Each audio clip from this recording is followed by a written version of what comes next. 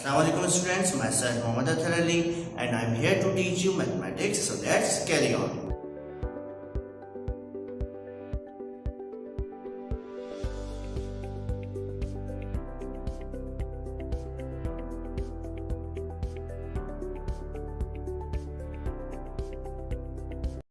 आज के लेक्चर में हम एक न्यू टॉपिक स्टार्ट करने जा रहे हैं जिसका नाम है chapter 2 rational numbers.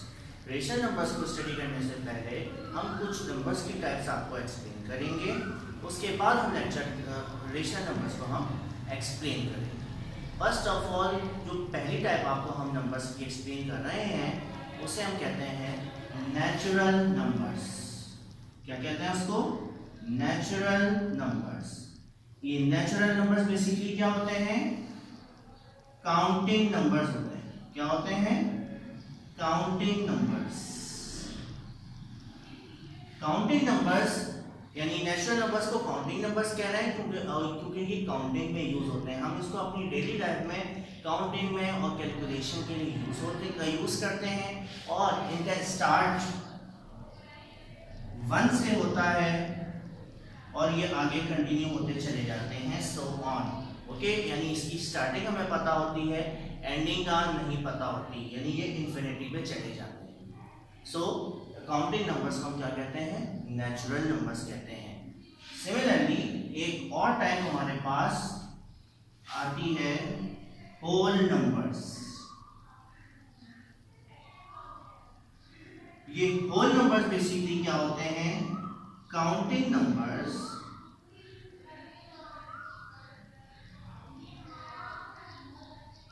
Including zero.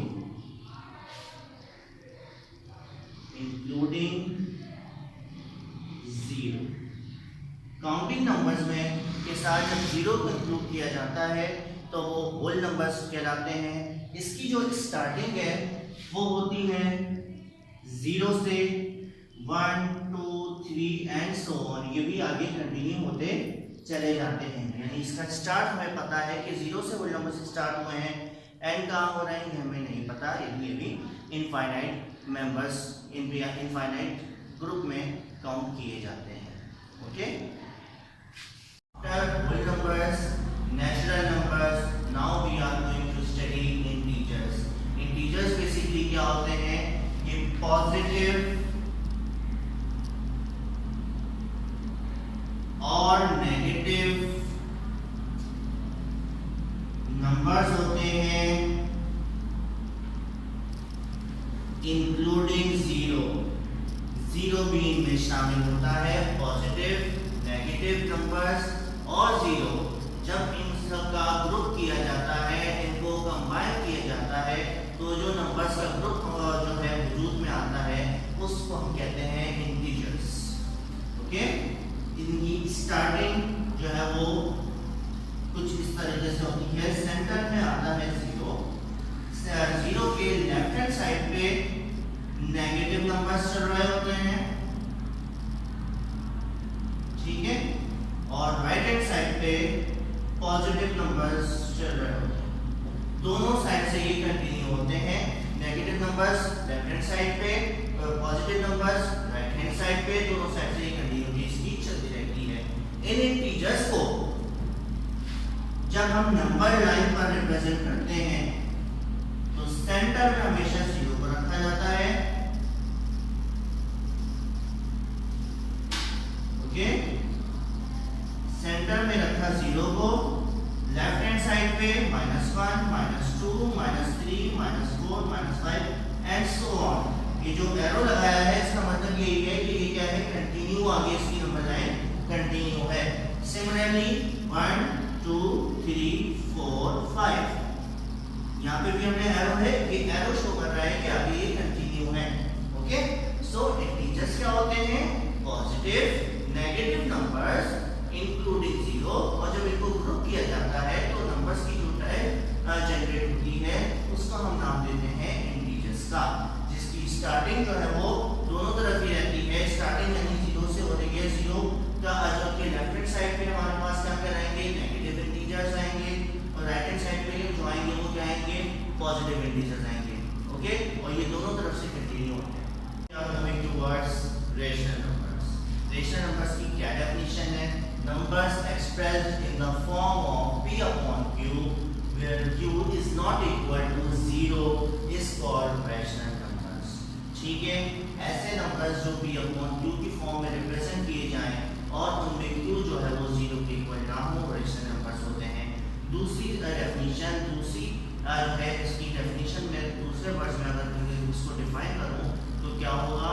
उसकी डेफिनेशन के ऐसे नंबर्स जिनका डिनोमिनेटर 0 नहीं होता, ऐसे नंबर्स को रेशनल नंबर्स कहा जाता है. ये याद रखिएगा कि वो नंबर्स जिनका डिनोमिनेटर 0 ना हो वो क्या कहलाते हैं? रेशनल नंबर्स कहलाते हैं. ठीक है. अच्छा, यहाँ पे अगर हम डेफिनेशन को देखें तो यहाँ पे ये रेफरेंस है ना p अपॉन q का.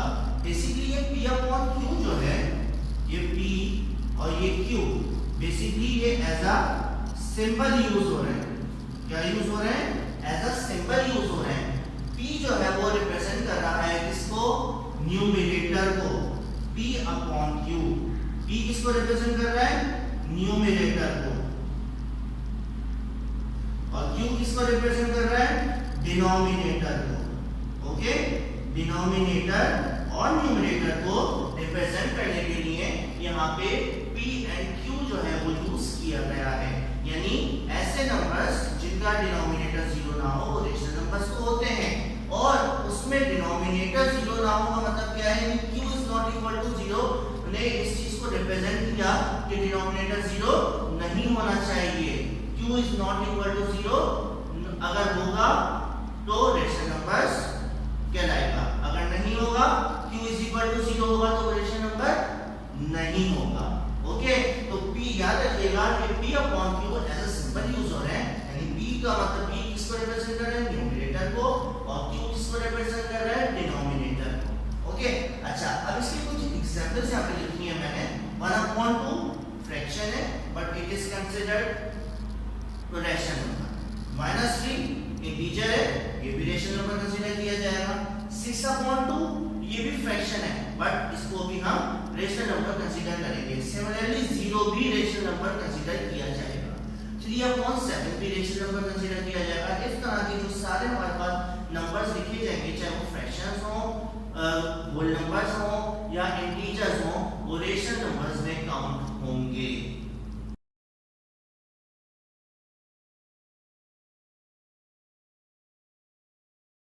आपको रेशनल नंबर से इंटीजर में कन्वर्ट करना सिखा रहे हैं. ठीक है, कि अगर रेशनल नंबर हो उसको इंटीजर में कन्वर्ट करना हो. सही है. आप यहाँ पे आप देखोगे फॉर एग्जांपल फर्स्ट एग्जांपल है -5/1. आप यहाँ पे एक चीज नोट करो, इसका जो डिनोमिनेटर है वो 1 है. तो हमेशा याद रखो जब डिनोमिनेटर 1 होता है किसी भी नंबर का तो उसको हिडन रखा जाता है. जब उसकी नीड होती है तो उसको जो है यूज करते हैं, अदरवाइज वो हिडन रहता है, इग्नोर कर देते हैं. यहाँ पे भी हम ऐसे ही करेंगे क्योंकि हमसे कहा गया है कि इंटीजर्स में कन्वर्ट करें. तो जब -5/1 इंटीजर में कन्वर्ट होगा तो ओनली वो क्या रह जाएगा? -5. सिमिलरली 0/2 है. अब न्यूमरेटर में 0 आ गया, इट मींस ये रेशनल नंबर है. इसको इंटीजर बनाना है तो इंटीजर बनाने के लिए हमेशा याद रखिएगा जब न्यूमरेटर 0 हो जाए तो इसका मतलब ये है कि वो टोटल वैल्यू क्या है? 0 कंसीडर की जाएगी. तो 0/2 किसके इक्वल हो गया? 0 हो जाएगा. इसी तरह आगे बढ़ते हैं. आगे जब हम बढ़ेंगे तो -4/-1 है. यहाँ 4 के साथ भी माइनस है, 1 के साथ भी माइनस है. सो माइनस से माइनस हम क्या करेंगे? क्रॉस करेंगे. ओनली 4/1 की कंडीशन हमारे पास रह जाएगी. 4/1 वही 1 डिनोमिनेटर है, उसको इग्नोर किया, वो हिडन हो गया, तो हमारे पास ओनली क्या रह जाएगा? 4. ठीक. अब यहाँ पे फोर्थ एग्जांपल में देखिएगा -2 मेंशन है. ये -2 ऑलरेडी यहाँ पे एज अ रेशनल नंबर लिखा था बट ये एज अ इंटीजर भी कंसीडर किया जाएगा क्योंकि इसका डिनोमिनेटर जो है वो ऑलरेडी हिडन है. ठीक है, तो इसको किसी दूसरी सूरत में कन्वर्ट करने की जरूरत नहीं है. राइट, 4/0 ओके और 1/0. सो ये दोनों कंडीशंस में ये दोनों क्या कंसीडर किए जाएंगे? नॉट